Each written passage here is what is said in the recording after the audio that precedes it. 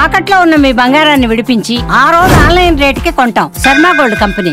అందరికీ నమస్కారం. నా పేరు మాధురి. మీరు చూస్తున్నది సుమన్ టీవీ నెట్వర్క్. ద్వాదశ రాసుల వారికి ఎలా ఉండబోతుందో తెలియజేయడానికి మనతో పాటు ఉన్నారు ప్రముఖ జ్యోతిష్య పండితులు బ్రహ్మశ్రీ నందిబట్ల శ్రీహరి శర్మ గురువు గారు. నమస్కారం గురువు గారు. వాగర్థ వివసంపృక్తౌ వాగర్థ ప్రతిపత్తయే జగతః పితరౌ వందే పార్వతీ పరమేశ్వరౌ. ఆదిత్యాయ చ సోమాయ మంగళాయ బుధాయ చ గురుశుక్ర శనిభ్యశ్చ రాహవే కేతవే నమః. శృంగేరి జగద్గురు పీఠాధిపతులకి కంచి పీఠాధిపతులకి నమస్కారములు తెలియజేసుకుంటూ కార్యక్రమాన్ని ప్రారంభిద్దాం.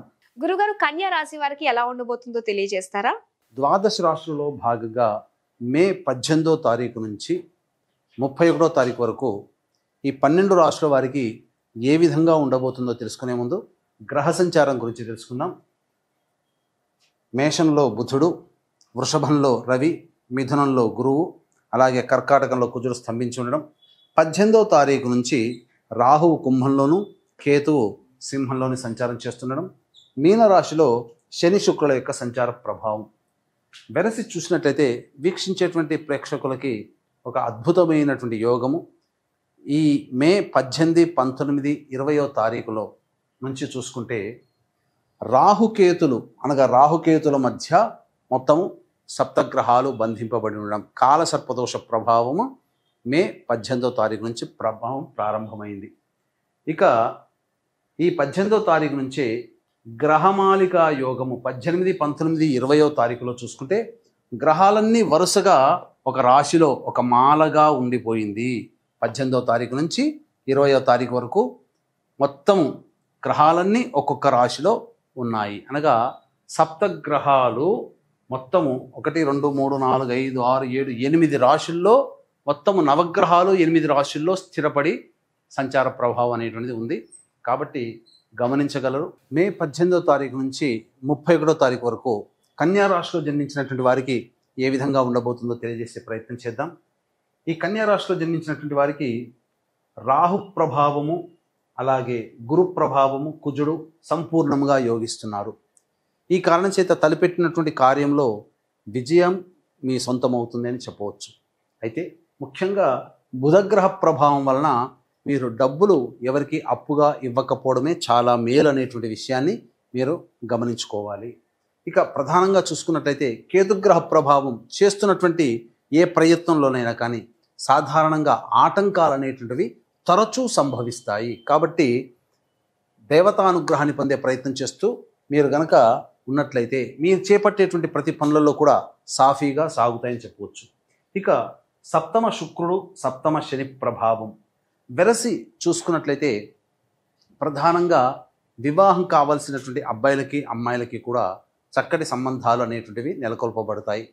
ముఖ్యంగా ప్రతి పనులలో శని గ్రహ ప్రభావం వలన ప్రతి పనులలో ఆటంకాలు అనేటువంటివి ఎదురవుతాయి.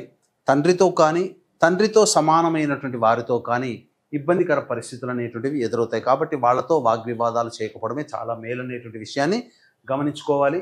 ముఖ్యంగా రవిగ్రహ ప్రభావం వలన ఒకటి ఆరోగ్యపరమైనటువంటి జాగ్రత్తలు చాలా తీసుకోవాలి. అనారోగ్యం చేసే అవకాశాలు ఉంటాయి. ముఖ్యంగా ఉద్యోగస్తులైతే అధికారులతో కొంత వాగ్వివాదాలు జరుగుతాయి. కాబట్టి లౌక్యంతో వ్యవహరించండి.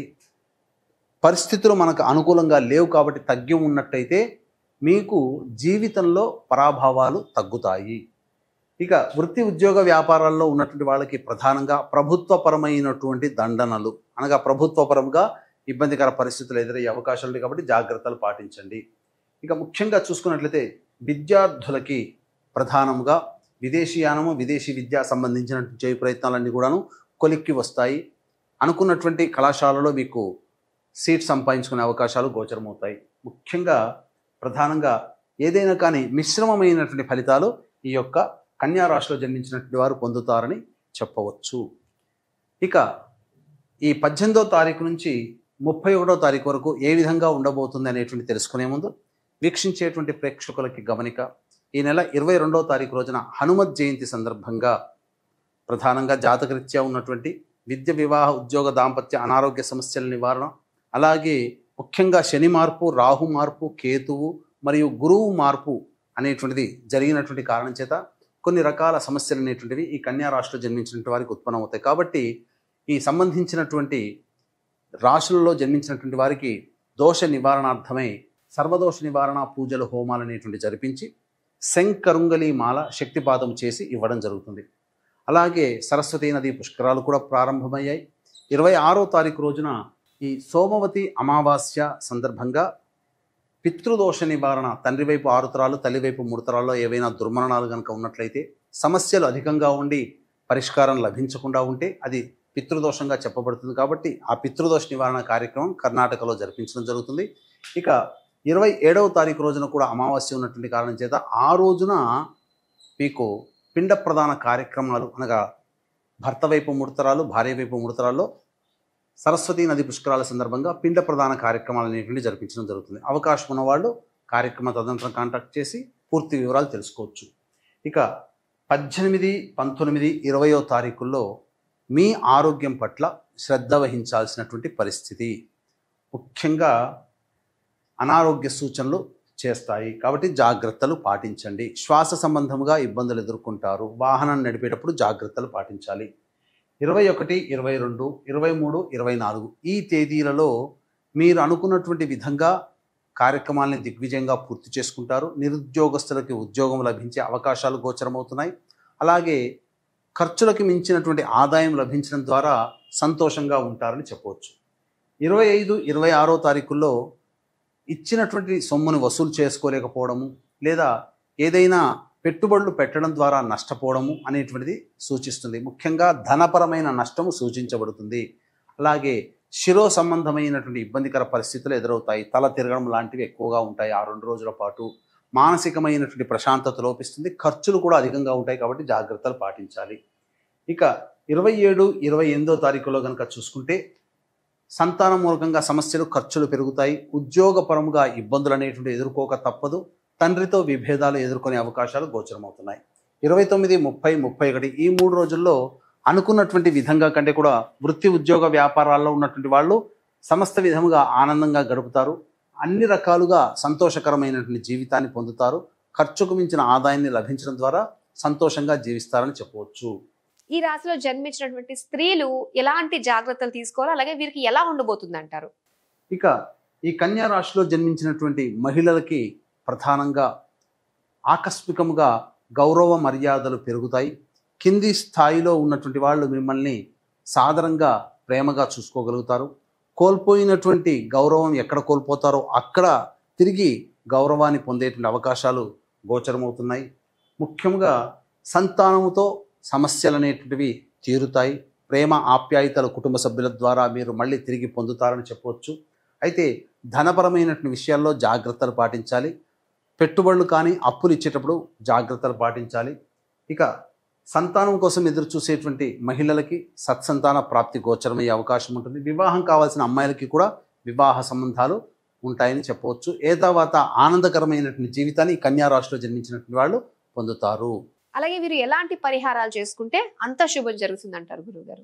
ఇక ఈ కన్యా రాశిలో జన్మించినటువంటి వాళ్ళు సమస్యల పరిష్కారం కోసం ప్రతిరోజు సూర్యుడికి నమస్కారం, సూర్యాష్టకం 6 సార్లు పారాయణం చేయాలి.